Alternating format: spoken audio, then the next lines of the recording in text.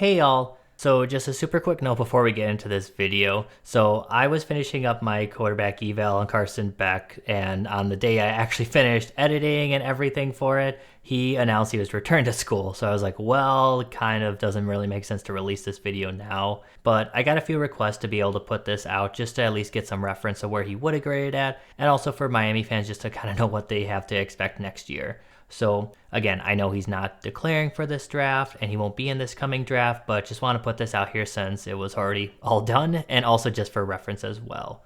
It's hard to trust Beck as a player since Beck will need to be lethal from the pocket since he's limited to being a pocket passer, but it's just also hard for quarterbacks to do that if they don't have elite arm talent. Also, if they're turning the ball over as much as Beck has, it feels nearly impossible. Then you also have regression in his accuracy like Beck did due to his fading tendency, and it just feels like a really hopeful dream.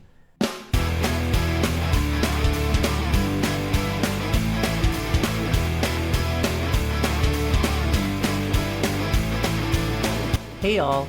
For this week's video, we'll be doing an in-depth analysis of Georgia quarterback and the consensus QB1 over the summer before the 2024 season, Carson Beck. I used a lot of different grading methods, which if you want more details on these methods, you can check out my eval on Cam Ward, which should be accessible with the link that should be on the screen now, as I have more details in that video. Also, you want to check out grades and evals of my quarterbacks from last year for reference. You can check those out with the link in the description as well.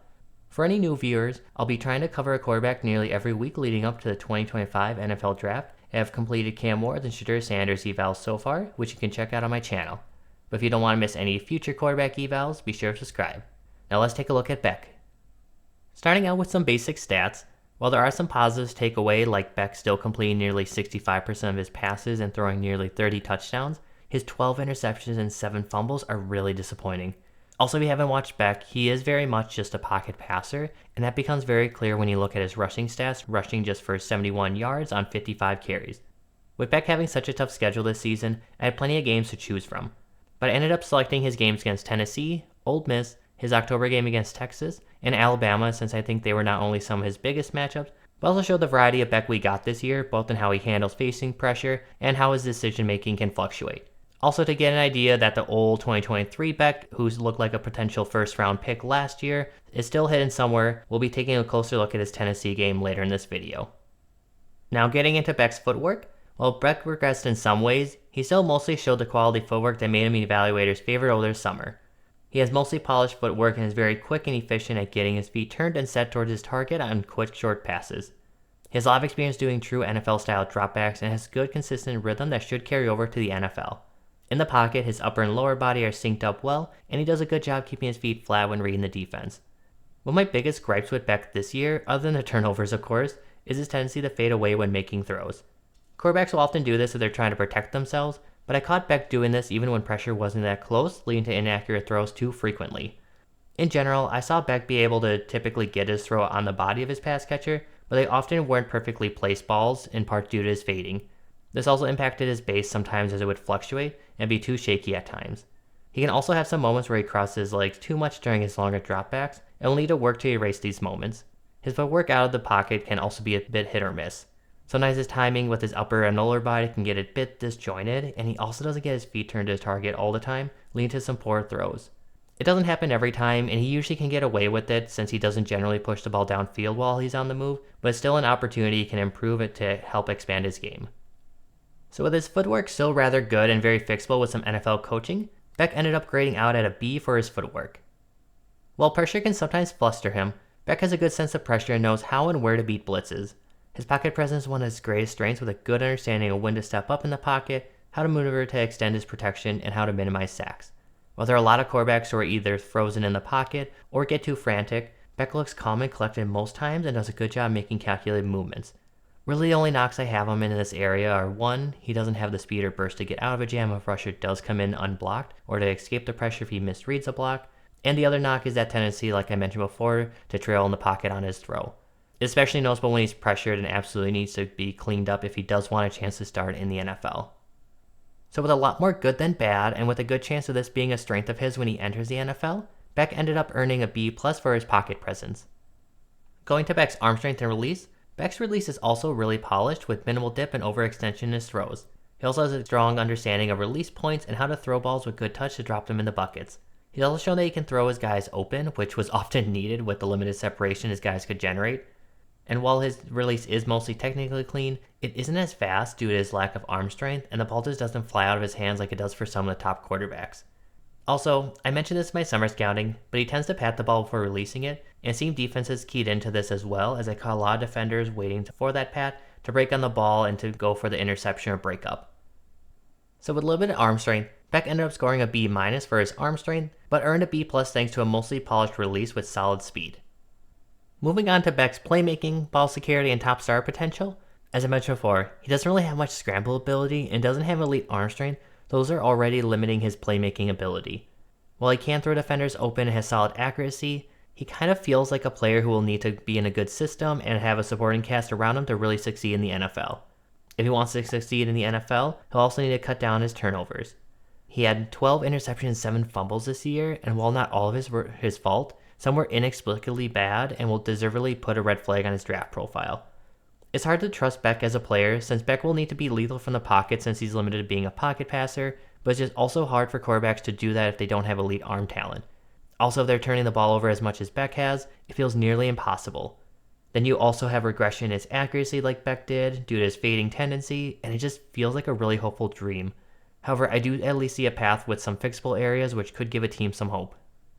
So Beck ended up scoring a C for his playmaking due to his difficulty elevating an offense with his limitations. Beck also ended up with an interception or fumble on 19 of his 503 dropbacks and rushes, which equaled out to an interception or fumble on every 29.59 pass or rush attempt, which ended up equaling out to a C- with my scale. For his top star potential, again, with his limited upside, he ended up with a C. So a pretty underwhelming start on his grades based on his underwhelming year. Let's see if his charting salvages his outlook and overall grade. If you're a visual follower, this might be one of the most visually interesting charting charts that we'll see, and one whose color combinations could work well for a painting on your wall. Unfortunately, we need to also see good results and green to feel better about Beck's outlook. Starting at the top, Beck was at 50% in all areas of the deep areas of the field, which does look good. His intermediate accuracy did take a step back this year, but was still pretty good at 57.14% in the intermediate left, which is good for right-handed quarterbacks, 66.67% in the intermediate middle, which is about average, and 65.63% to the intermediate right, which is very good. What was really disappointing to see, though, was his medium accuracy scores. He got a 71.08% in the short left, 75% in the short middle, and 61.11% in the short right. All those are below the 50th percentile compared to last year's class, and could be a big red flag since after the intermediate area, those medium areas are the next most important areas for pocket passers to be able to win at in the NFL. Now, you could use the excuse that him working with the new set of pass catchers and not having good timing did impact those areas, but with all the areas being red, it feels hard to be able to accept this as an excuse. Also, for my charting, it felt like a lot of these misses in those areas were due to his tendency to trail back in the pocket, leading to some sloppy throws that he thought he could get away with. So again, if he cleans up that issue, you might be able to fix that area entirely. For a short area of the field, he was accurate along the boundaries at 83.33% on the left and 92.31% on the right. But he wasn't as successful in the middle at 64.29%. So a pretty perplexing chart with some good, some okay, and some really scary areas. That isn't exactly ideal since you want a pocket passer's chart to be pretty clean, but let's take a look to see what his off-platform chart looks like as well. Now this is where Beck's arm limitations and sometimes inconsistent mechanics on the move start to show. If you aren't a visual follower, a lot of the upper half is gray with no attempts, and the two areas where he did have attempts in the intermediate middle and the right were both at 50%, which were under the 50th percentile. Nearly all of his areas in the medium and short areas were in the green though, with 100% in the medium middle, 75% in the medium right, 70% in the short left, 83.33% in the middle right, and 75% in the short right, with the only exception being the medium left at 50%.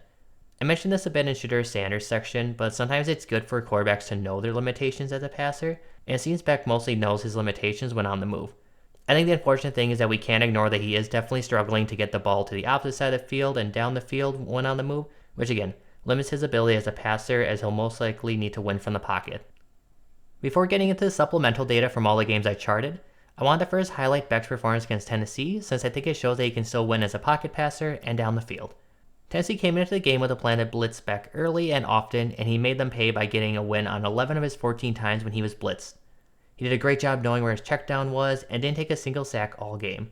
The charting results aren't exactly inspiring with a lot of the same struggle areas as his full chart, but he did have some great moments in the intermediate area of the field and was attacking it frequently and often despite the blitzes. His right intermediate was surprisingly lacking, but being close to perfect in the middle and the left at 83.33% and 70% respectively is really impressive. He also managed not to throw any interceptions, with the caveat that Tennessee's defense definitely dropped potential interception in the game. That shouldn't be that big of an accomplishment, but for Beck's season last year, it unfortunately was. So I think that this game shows that even if Beck has some lapses in his accuracy, he can still put together a really good game against a quality defense if he avoids mistakes and beats blitzes with his eyes. For his off-platform passing against Tennessee, there's a lot to take away with very limited times he did have to make a throw off-platform due to Beck doing a great job getting the ball out before pressure got close, but I still want to include it for reference. Overall, it looks solid, but again, he had most of his attempts by the line of scrimmage, but at the very least he did target the intermediate area of the field and did a great job when he stepped up in the pocket to deliver a clean throw while moving up in the pocket. If he's able to make more passes like that, he may be able to improve what his ceiling looks like. For Beck's supplemental data from his charting, his left and right side of the field accuracies were both good, with his left being at 71.05% and his right being at 70.97%, which are both in the 70th percentile compared to last year's class. His middle of the field accuracy was very disappointing though, which is concerning as a pure pocket passer, at just 68.52%, which is below the 50th percentile. Despite the poor decisions, he didn't have many off-target throws, which does give him hope that he can iron out the decision-making issues. He also didn't take too many sacks despite having limited mobility, with just 10 in the 4 games I charted despite the defenses he faced. The 3 fumbles he had were less than ideal though, and an area he'll need to clean up. He also had a fair amount of deflections as well, with 1.5 per game, and while being a pocket passer does naturally increase how often a player gets those deflections, I would still like to see him find passing windows a little bit better. Also for reference, I include that there were 5 pass interference flags that were thrown on the passes I charted. Surprisingly, he didn't have too many throwaways despite doing a good job getting the ball out, which in a way is encouraging that he's keeping an eye on his check down to at least ensure a gain. What's not as encouraging is the 7 interceptions in the 4 games and the 4 dropped interceptions that could have added to that total. If the defenses actually did convert on those, he would have averaged about 3 interceptions per game, which honestly is horrendous, inexcusable, and just dumb. If he wants any chance to be an NFL starter, he absolutely will need to have an emphasis on protecting the ball. As I mentioned, he had a new supporting cast, and their inexperience showed with 20 total drops in the 4 games or 5 per game. He also didn't show much as a rusher, which is expected with just 4 design rushes and 10 scrambles. I will say though, he was smart about the times he did scramble, and it's part of the reason he still maintained a positive rushing total despite being a pocket passer. Finally, his blitz success rate was excellent at 59.52% and was easily near the top compared to last year's class. While it's not as bad as it seems, his blitz rate did the heavy lifting for his blitz and pressure success grade, since he was just barely below the 50th percentile for his success against pressure at 50%. So with all that data out of the way, Beck ended up scoring an A- for his short throw accuracy, a B for medium and intermediate throw accuracy, a B- for his deep throw accuracy, an A for his throw on the run ability, though I will admit it could be an A with an asterisk as he may have trouble completing passes down the field, and B- for his success against pressure and blitz. So as a summary of Beck's strengths, Beck has really polished mechanics and some of the best footwork and release mechanics in the class. He has some of the best poise in the pocket and has the pocket management skills needed to succeed as a pocket passer. He also has the intelligence needed as a pocket passer and can work through his progressions to find an open target. When he finds his target, he can deliver the ball with good touch and arc to be able to drop it into buckets and even throw his receiver open. He's also fantastic against blitzes and knows where to target the defense to make them pay for sending an extra defender. As for improvements, I'm going to sound like a broken record, but Beck absolutely needs to clean up his decision making. The way he turned the ball over last season is not going to fly in the NFL and will keep him on the bench. He'll also need to stop fading away on throws, especially when he's not pressured, as it's impacting his accuracy, and he can't afford to sacrifice accuracy as a pure pocket passer. He can also work to improve his footwork to give him even more of a chance to complete throws downfield while on the move, despite his limited arm.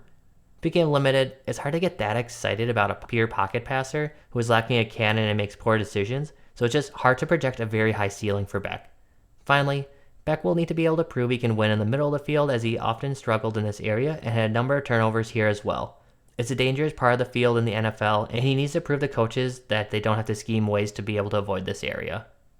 So by taking the average of all of Beck's grades for his final overall grade, I end up with a grade of 2.85 out of 4, which equals out to being in the middle of being a good role player. It's fitting he's in the middle because I think Beck is unfortunately likely to trend towards being a backup unless he goes to a perfect situation with a patient coaching staff and a great supporting cast. Needing all that to work in your favor already isn't a great endorsement, but he absolutely is not ready to start based on his limitations as a pocket passer and his decision making. If he does get a chance to sit and improve his decision making like Jordan Love did, maybe he can become a starter in a few years, but he doesn't have the upside that Love had, so it's hard to imagine a coaching staff being that patient with him. For his comp, I think a lot of people will throw out a Jared Goff comp since he's a trendy comp for quarterbacks who can struggle with decision making and against pressure in our pure pocket passers. However, I think Goff would be a very high-end projection for Beck and essentially a best-case scenario. So I instead have Nick Foles as Carson Beck's comp. Both are pocket passers who can mostly win in the short and medium areas of the field, but can win down the field with some nice touch passes. Both have limited arm strength and mobility that limit their ceilings, but can be useful if they have a good supporting cast around them. Also, both have some clean mechanics, but do have some slip-ups when facing pressure that can cause some mistakes. Speaking of mistakes, both can have some really bad reads despite being able to work through progressions, which could challenge his status as a starter if given the opportunity. Like Foles, I think Beck is unfortunately trending towards being a backup, but I think he could be a serviceable one like Foles was if he goes to the right team. And that's all for Carson Beck. Let me know what your thoughts are on the eval and on Beck, since I'd be curious to see what your thoughts are on him after having the rough season he had. I plan to have Jackson Dart's video out next week, and I'll be working to have a quarterback eval most of the weeks leading up to NFL draft, so be sure you don't miss any of them. Be sure to subscribe. While you're at it, like the videos, it would help the channel and the series grow thanks to you. And if you want just a written form of the eval, you can subscribe to my Substack as I'll have the full written evals for each player there at the same time as the videos. But thank you all and see you all next time.